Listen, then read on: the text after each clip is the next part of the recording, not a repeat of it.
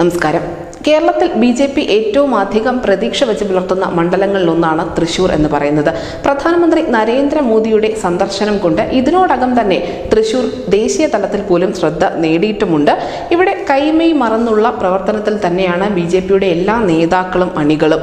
അതിനോടൊപ്പം കൂടുതൽ വോട്ടുകൾ താമരയിലേക്ക് എത്തിക്കാൻ പല തന്ത്രങ്ങളും ദേശീയ നേതൃത്വം പയറ്റുന്നുമുണ്ട്. അതിന്റെ ഭാഗമായാണ് കഴിഞ്ഞ ദിവസം തൃശ്ശൂരിലും മുകുന്ദപുരത്തും മത്സരിച്ച കോൺഗ്രസ് നേതാവ് പത്മജ വേണുഗോപാലിനെ കോൺഗ്രസിൽ നിന്നും അടർത്തിയെടുത്ത് BJP പാളയത്തിലേക്ക് കൊണ്ടുവന്നതും. ഇതോടുകൂടി മണ്ഡലം നിലനിർത്തുന്നതിനായി കോൺഗ്രസ് K മുരളീധരനെയും കളത്തിലിറക്കിയിട്ടുണ്ട്.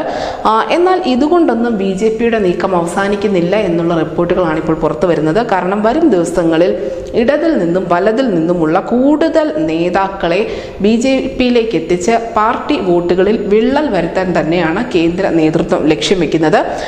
അങ്ങനെയുള്ള ചില നേതാക്കളുമായി ഇതിനോടകം തന്നെ കേന്ദ്ര നേതൃത്വം സംസാരിച്ചിട്ടുമുണ്ട്.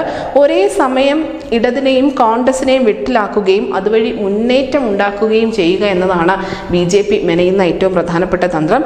അധികം വൈകാതെ തന്നെ രണ്ട് പ്രമുഖ നേതാക്കൾ തൃശ്ശൂരിൽ BJP പാളയത്തിൽ എത്തും എന്നുള്ള സൂചനകളുണ്ട്. ഇവരുടെ ഈ ഒരു രാഷ്ട്രീയ ചുവടുമാറ്റം പെട്ടെന്ന് തന്നെ പരസ്യമാക്കാൻ ഒരുങ്ങുകയാണ് BJP എന്ന റിപ്പോർട്ടുകളും പുറത്തു വരുന്നു. അങ്ങനെ തൃശ്ശൂരിൽ പത്മജ വേണുഗോപാലിൻ്റെ എൻട്രിയോടുകൂടി BJPയുടെ തന്ത്രം അവസാനിക്കുന്നില്ല. മറിച്ച് ഇടതുപക്ഷത്തിൽ നിന്നും ഇനി കോൺഗ്രസിൽ നിന്ന് തന്നെയും കൂടുതൽ നേതാക്കൾ BJPയിലേക്ക് എത്തും എന്ന് തന്നെയാണ് നിലവിൽ അവിടെ നിന്നുള്ള നേതാക്കൾ നൽകുന്ന സൂചന. News desk news day Malayalam.